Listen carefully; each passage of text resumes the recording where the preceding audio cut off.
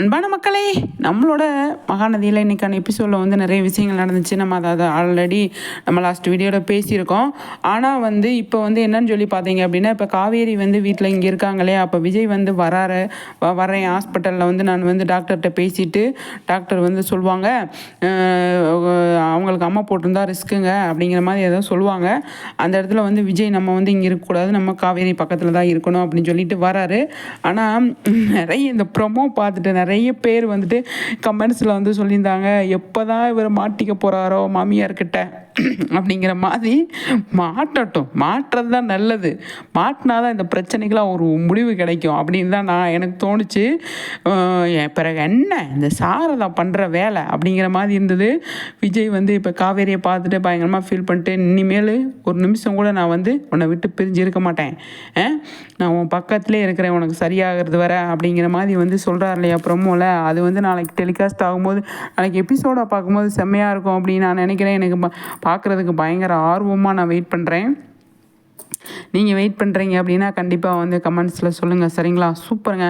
ஆனால் அடுத்தடுத்து எந்த மாதிரி கொண்டு போவாங்க அப்கமிங்கில் அப்படிங்கிறதான். பயங்கரமாக ஃபயரு சுட்ட வெயிலில் வந்து பயங்கரமாக உழைச்சிருக்கோம், வேர்க்க உழைச்சிருக்கோம் அப்படிங்கிற மாதிரி வந்து நமக்கு நிறைய போஸ்ட்டு பிடிஎஸ் வீடியோலாம் வந்தது இல்லையா? அதை தான் யோசிக்கிறேன் நான். அதை பற்றி நம்ம எந்த மாதிரியெல்லாம் வந்து கொண்டு போயிருப்பாங்க அப்படிங்கிறதான். அது அடுத்தடுத்து வரும் அப்கமிங்கில். நம்ம எதிர்பார்த்தது நம்ம வந்து நிவின், விஜய், குமரன் இவங்களோட ப்ரோமோ பசுபதியை தேடுறது இந்த மாதிரி வரும் அப்படின்னு நம்ம நினச்சிருந்தோம். இல்லை, அதுக்கு ஆப்போசிட்டாக வந்திருக்கு. இப்போ குமரன் கடையை சரி பண்ணுவாங்க, அங்கே டெய்லரிங் ஷாப்பில் வேலை பார்க்குறாங்க. நிவின் வந்து அங்கே வந்து இனி போனது வந்ததை வந்து சரி பண்ணுவார். இந்த பக்கம் வந்து பார்த்தீங்க அப்படின்னா காவேரிக்கு ஜுரம் அம்மா போட்டிருக்கு, அதை வந்து விஜய் வந்து அதை பார்த்துக்கிட்டு இருப்பார். அதுலேயே 1 வீக் போயிடும். ஏற்கனவே 2 நாள் போயிடுச்சு. அதுக்கப்புறமா வந்து அடுத்தடுத்து இந்த மாதிரி கொண்டு வர்றாங்க அப்படின்றத நம்ம வெயிட் பண்ணி தான் பார்க்கணும், சரிங்களா? சூப்பருங்க.